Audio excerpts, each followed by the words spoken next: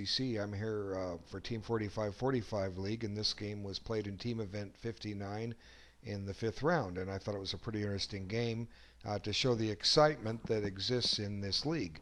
And uh, I'm not an expert on the London system style openings, but I do know a little bit about it, and it looks like black plays right into what white's trying to gain in this opening. And let's have a look here, and we'll see what I mean by this with c5. Now, this seems to be a perfectly natural move for black to play. White's certainly not challenging black in any way, shape, or form, yet there's a tactical shot here that justifies this whole opening. And you might want to pause the video, take a look, and see if you can find it. Okay, you've resumed. And this is the move. And I've seen this come up a number of times over the years in games where white gets rid of that undeveloped knight. And you look at that and you say, well, I wouldn't think of that move. Well, if you know anything about the London system, you would. Because let's look at what the follow-up does.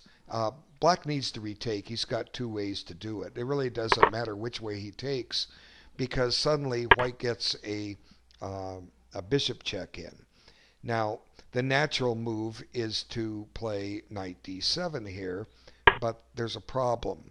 Knight e5, and white's coming out like coming out very well here. What can black do? You know, he gads. The threat is just bishop takes knight check, winning a piece. I haven't really analyzed this out, but here, let's see. We can take the knight. Now we're threatening the rook. We're threatening a double check. Just have to make sure this knight can get out of there. Let's see. a6. How do you want to do this? Well, black's going to lose material, I think. You know, the knight's a goner, but white's won the exchange. So no matter how you slice it, white's winning some material. So all black has to do is put his king in the center. And now this is where I think the game gets exciting. It's a kind of position where you're given an advantage and you've got to win it. And clearly, if black undertakes any of the other lines I showed, he's going to get ground down. But now he doesn't lose any material, but he's got to play with a misplaced king. And so this is kind of like what we could use the expression, what separates the men from the boys. You're given a gift like this, can you exploit it?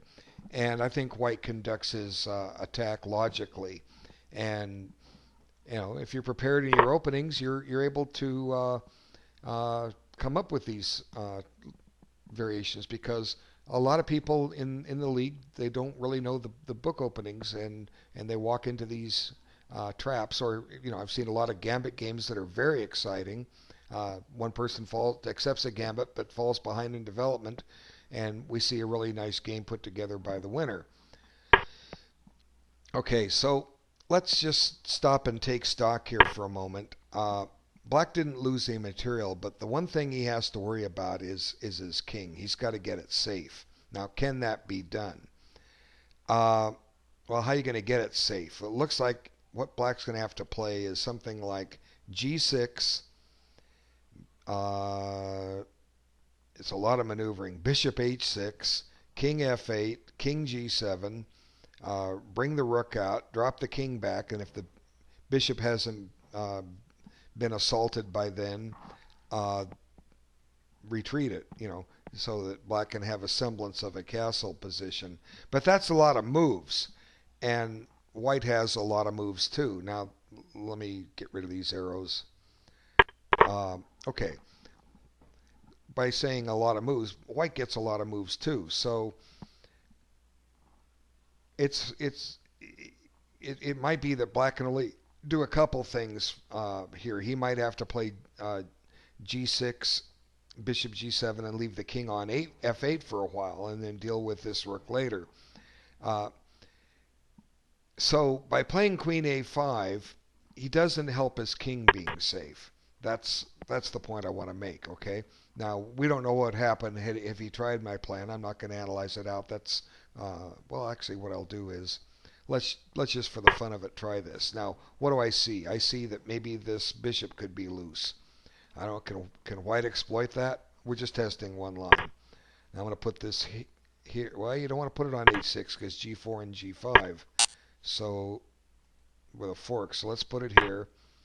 Now comes g4. Now the bishop has to go to e4. Now does white want to take it? Why not? Let's just take it. And now the knight's loose, but we can maybe work on that pawn on e4 while black is trying to get himself untangled here. Maybe this works. I don't know.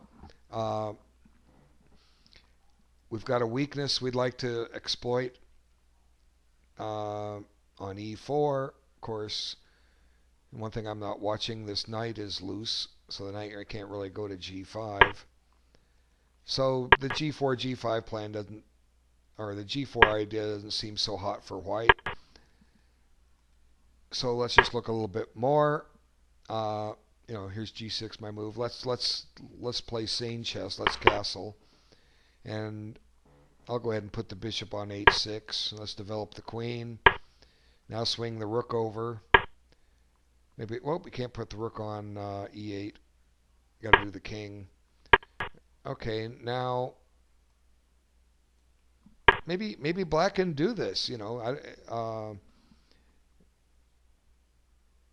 He might have to part with this bishop, but hey, just stop, slow down, leave the king on g8, maybe or f8. Maybe white can or black can get some kind of attack on the g file. Let this take back with the f pawn. It's a game. It's a game of chess. But I think what black needs to worry about is his king safety. So queen a5 doesn't address that. Now it's white's turn. He centralizes his knight. And one drawback with this move is that it's going to allow the d5 d5 pawn to be isolated. But white doesn't want to do that. Maybe he likes this knight. Okay, we can also lose this critter. So it's interesting what black's doing, but black's not addressing his king. So white breaks the pin, and black's still not addressing his king. But now here comes the isolated pawn. And it's no longer isolated, but white now has a 4-on-2 pawn majority. And the black king is still exposed. Black's got some material off, and some people look at this and say, hey, opposite colored bishops, that's a draw. Well, no, that's the farthest thing from the truth. If the rooks and queens came off the board, black can start thinking about holding this for a draw. But while they're on the board, the attacking side is basically a piece ahead, and although white hasn't completed his development, his king is not the one that's in danger. So white anchors onto the pawn, and still black hasn't done anything about his king safety. Now he's getting ready. Maybe he's trying to find a flight square for this king to get out of there. White castles. But he plays bishop g7. What if black had played king f8? Or, I'm sorry, king f6. What if he tries that? Can white get at the king? Well, we could try c4 and give a check. Now that buries the rook if we bring the king back, but could also play f6. Maybe black can make his king safe. It's just something to look at. It's a fascinating little game. So bishop g7, but now there's pressure on f7, and now the king is cut off. The king can't get to the safety on the king side. What if he brings the king back? This holds on to the pawn. Well, actually, let's not go to e8. Let's go to f8. Okay, let's go here. This defends the pawn. It disconnects the rooks, maybe sometimes we say, oh, I can't make a move that disconnects my rooks. But, the king safety is paramount.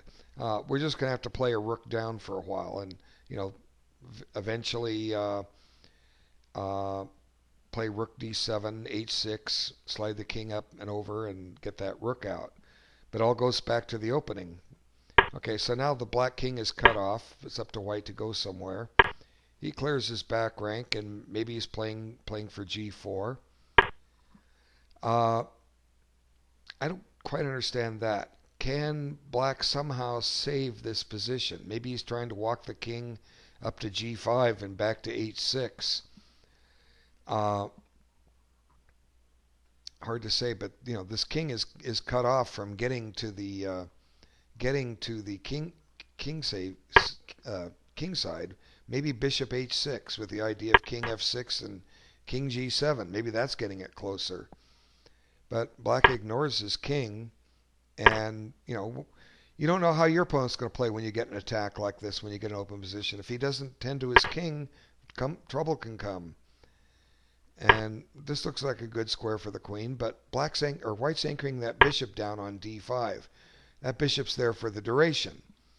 And the black counterpart doesn't. It has possible a square at e5, but right now the queen's occupying that. So now finally maybe that king can run. But black puts a little pressure. There's a pawn threatened on a7. If the king runs, the rook on d7 falls. So he saves his pawn first. But here comes a deflection. If black takes the bishop, he drops his rook. So now his light squares around his king are very weak. There goes another pawn, and so now the whole idea of pushing h5 has shown it didn't work because g6 fell. And black tries desperately to collect what pawns he can, but white's just opening up lines. And a little play, where's the queen going to go? Well, it's not. We're gonna put you in check. And all of a sudden, black is doubled on the 7th rank. The black king is hopefully exposed, and white has an easy time of it. Just queen takes here as mate. So it's a pretty interesting, exciting game. I'm happy to say both sides took their time. Usually I run into a lot of games where the loser is blitzing his moves. Rubo did take his time and try to defend it. 45 minutes on your clock is not a whole lot in order to try to solve through this. Let's go back and look at the key move. How much time did he spend on c5? And he even acknowledged it was an error.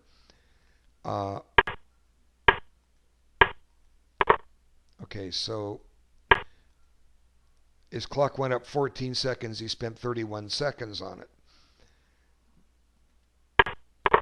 And then he took about a minute on his reply because his clock went down 17 seconds. The alternative was to take with the queen, but all this does is give black an option of another flight square. The king is still caught in the center.